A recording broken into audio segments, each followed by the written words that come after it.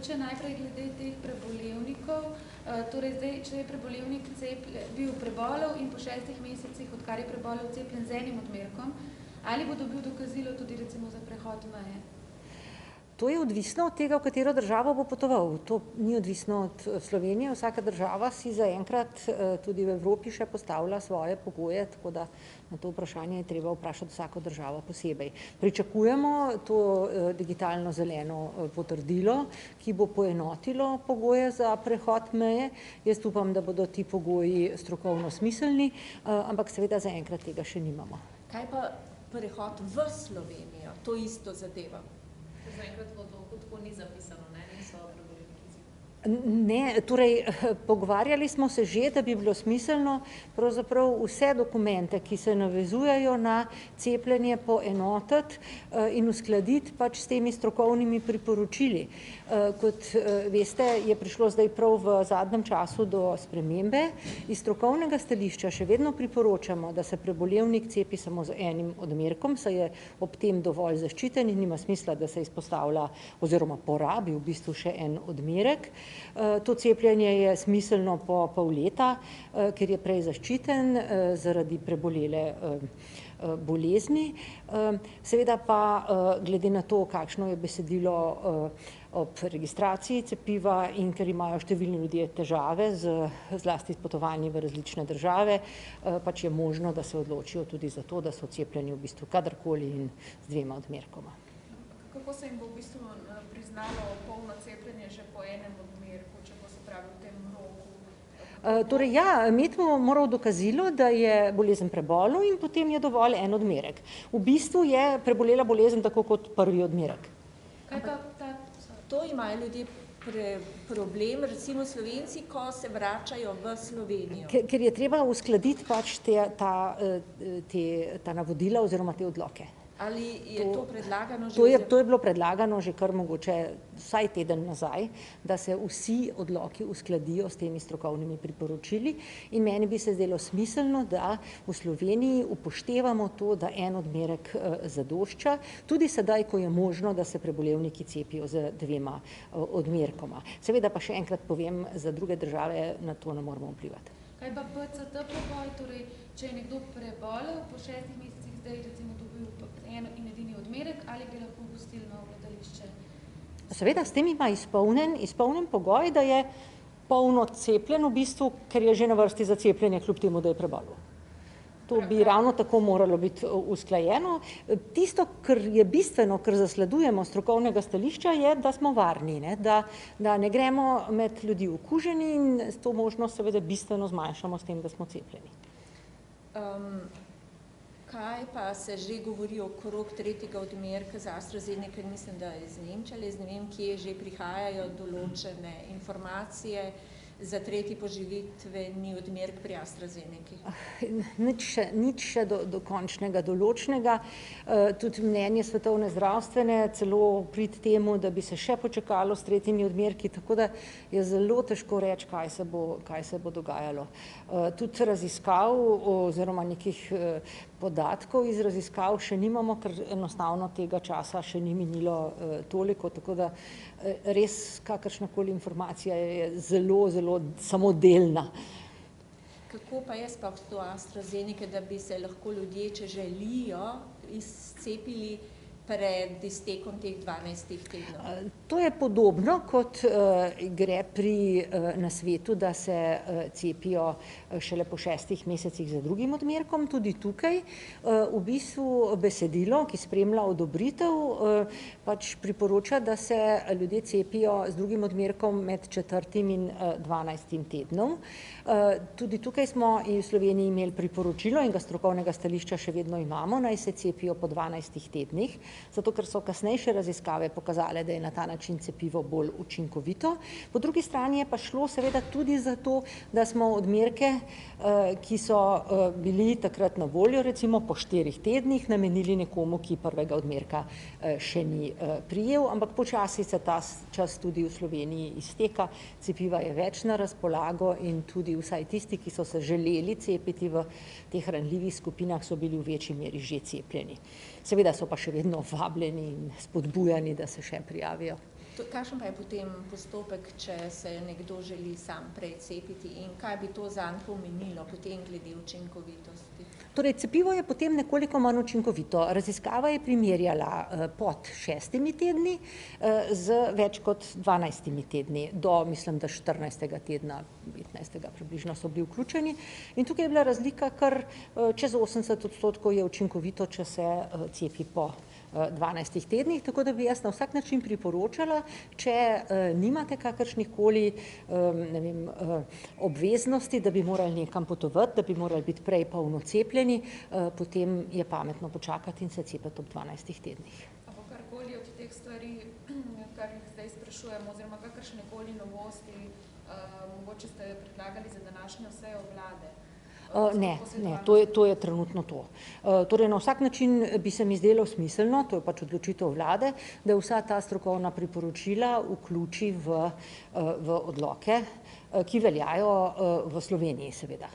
Ni pa nič danes na mizi, oziroma ste kaj seznanjeni? Torej, če bom vprašana in najbrž bom pač razložila to, kar zdaj razlagam vam, zakaj se mi zdi, da je vendarle smiselno strokovnega stališča, torej to se pa vsak človek sam odloči, da je cepljen ali po 6 mesecih z drugim odmerkom ali z AstraZeneco po 12 tednih, da pa naj se omogoči ljudem, ki to potrebujejo z različnih razlogov, da se cepijo v bistvu tako, kot je zapisano v tem besedilu, tako imenovanem povzetku glavnih lastnosti, značilnosti zdravila oziroma cepiva.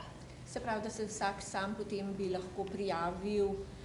Tako bi se dogovoril potem za naslednji odmerek, pač v nekem roku. Na cepilnem mestu. Ne pa na primer na aplikacijo, tisto? Tega vam pa ne znam povedati.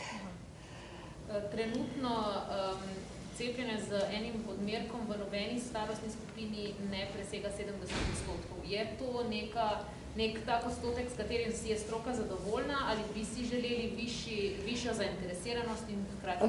Seveda bi si želeli višjo zainteresiranost. Torej, delež cepljenih, ki je potreben za to, da se začne epidemija ustavljati, je odvisen od tega, kako hitro se virus širi. In če živimo v okolju, kjer imamo še vedno določene ukrepe, ki zmanjšujejo širjenje virusa, potem je seveda manjši delež precepljenih zadosti, da se epidemija ustavlja. Če pa bi želeli ukrepe povsem ukiniti, potem bi pa morali doseči precepljenost, ki bi pa upoštevala tisto naravno sposobnost virusa za širjenje. To je pa seveda precej več kot z ukrepi. Torej, če pogledam situacijo v bolnišnicah, še posebej v domovih za starejše, kjer praktično mislim, da so 4-5 bolnikov je hospitaliziranih trenutno iz sicer stanovalcev domov za starejše, se je situacija v Sloveniji vendarle umirila. Ampak moram pa povedati, da vsak dan gledam starosti ljudi, ki umrejo vsak dan. Še vedno gre sicer zdaj res za posameznike v primerjavi s tem, kot smo imeli jeseni, ampak so to ljudje, ki so v svojih 60-ih, 70-ih letih, torej mlajši od pričakovane življenjske dobe, torej lahko sklepamo, da so umrli zaradi COVID in to so res nepotrebne smrti.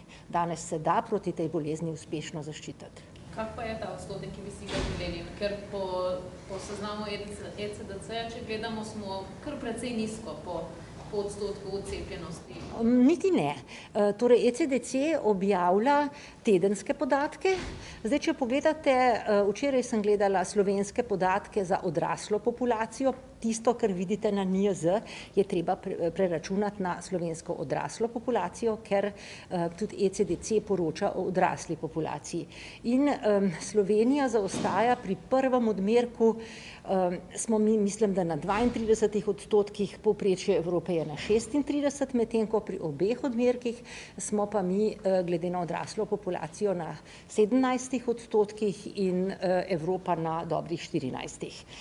Očitno se je več držav odločilo, da podaljša intervale in zato je tudi manj cepljenih drugih odmerkov. Tako da seveda situacija ni najboljša v Evropi, je pa nekje nekje v nekem obsegu. In če primerjamo to s tem, kakšen je odnos v Sloveniji do cepljenja na splošno, recimo za epidemijo, pri epidemiji gripe, kjer zaostajamo za Evropo bistveno bolj, moram reči, da sem jaz s temi odstotki kar zadovoljna in če bomo šli tako naprej, mislim, da si bomo lahko omogočili to, da bomo imeli čim manj ukrepov in da bomo virus ustavljali ne z ukrepi, ampak s precepljenostjo prebivalstva. To bi bil velik napredek za vse nas, mislim. Kaj pa jesen? Vemo, da je to tista nehvaležna napoved, ampak stroka opozarja, da kljub temu, če bo poletje sproščeno, da še vedno prihaja jesen. Prav gotovo. Torej, če bomo poleti imeli manj okužb, deloma zaradi cepljenja, deloma zato, ker ni druženja v notranjih prostorih, pa tudi gre za lastnosti virusa, ki povzroča okužbe dihal, se jeseni vse to mine, ne? Ljudje se spet zbiramo v zaprtih prostorih, ta virus se v hladnem vremenu bolje pripenja na naše površine sluznic, tako da seveda lahko računamo, da bomo imeli spet večje število primerov, ampak jaz vendarle mislim, da bomo do takrat imeli že neko stopnjo precepljenosti, ki bo pomenila, da bomo sicer imeli več primerov, ampak ne na ta način, kot je bilo to pred letom dni. Deloma nekaj k temu prispeva seveda tudi prebolevnost. In pa seveda ukrep, ki ga je smiselno obdržati ves ta čas in ga imenujemo s to kratico PCT. Torej, kjerkoli se družimo, lahko res danes poskrbimo, na voljo imamo in teste in cepljenje za to, da smo res varni in iz zbiranj ljudi ne nastanejo novi izbruhi bolezni. Jaz bi vas prosila še za en komentar ob svetovnem dnevu družinskih zdravnikov, torej kako reševati to problematiko pomanjkanja, imate mogoče kakšne že konkretne pobude, načrte? Torej, jaz bi v prvi vrsti se zdajle, če imam priložnost, se zahvalila ob tem dnevu kolegom, ki delajo na primarni ravni, posebej v družinski medicini, ker so predstavljali zelo veliko bariero pred vdorom prevelikega števila bolnikov v času epidemije v bolnišnice. Tam, kjer niso imeli tako zelo dobro organizirane te primarne zdravstvene službe, recimo Italija v prvem valu, so imeli neprimerno večje težave. S tem se je izkazalo, da je ta sistem primarnega in šele potem sekundarnega zdravstva v Sloveniji zelo dober. Seveda se pa časi spreminjajo in treba bo razmisliti o tem, kako naprej za družinsko medicino.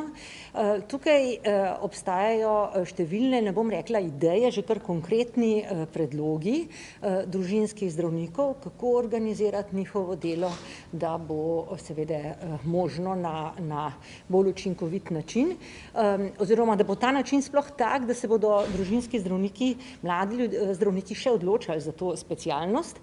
Predvsem se izpostavlja torej veliko število obiskov.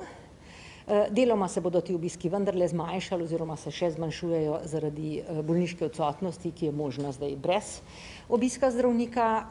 Potem seveda nekaj gre za glavarinske količnike. Drugo, kar se vedno navaja, pa je veliko administrativnega dela in tukaj potekajo čisto konkretni projekti na Zavodu za zdravstveno zavarovanje, kako to zmanjšati.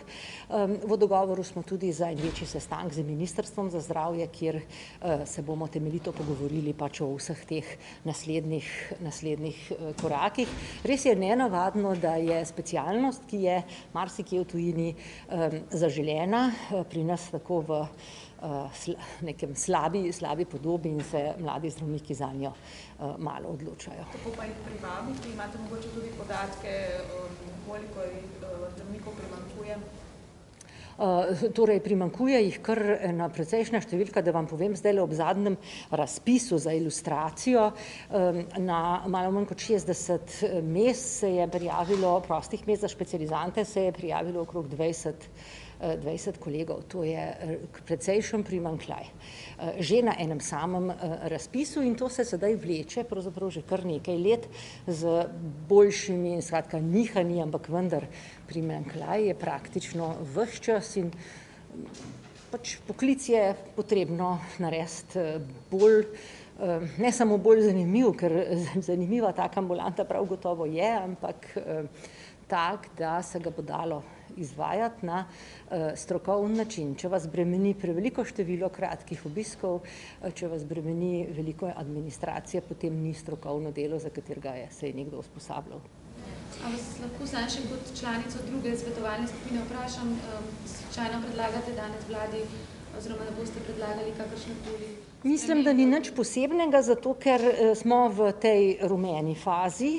Še nekaj časa potrebujemo do zelene, jaz upam, da jo lahko napovedujemo v teh razmerah, ampak je treba vedeti, da zelena faza pomeni 300 okužb na dan. To ni situacija lani poleti, ko nas je skrbelo pri nekaj 10 okužbah na dan v Sloveniji, tako da smo še vedno v epidemiji, zdaj ali je razglašena ali ne, to je druga stvar, ampak zavedati se moramo pač, da virus še kroži.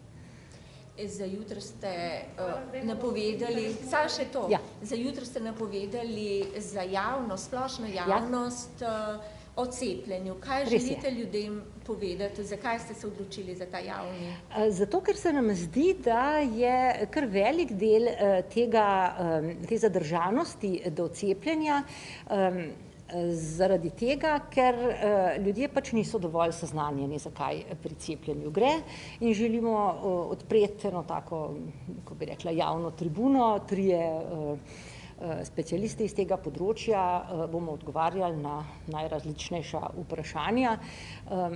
Prav gotovo velja, da če ste z nečim seznanjeni, da razumete, zakaj gre, če si razblinite nekatere dvome, da je odločitev potem lažja. Temu je to srečanje namenjeno. Se pravi, neke vrste propaganda za cepljenje, ne? Recimo, še vedno se mora za cepljenje vsakdo odločiti sam, tako kot za vsak zdravstveni poseg, tako da prav propagande v tem klasičnem pomenu besede seveda v zdravstvu ne počnemo, ampak gre pa za vsak način za spodbudo, pa za iskanje odgovorov na vprašanja, ki bi se sicer mogoče želeli cepiti, pa vendarle skrbijo in jih nekje zadržujejo, da bi se za ta korak odločili. Hvala. Hvala, ja, nasvidenje.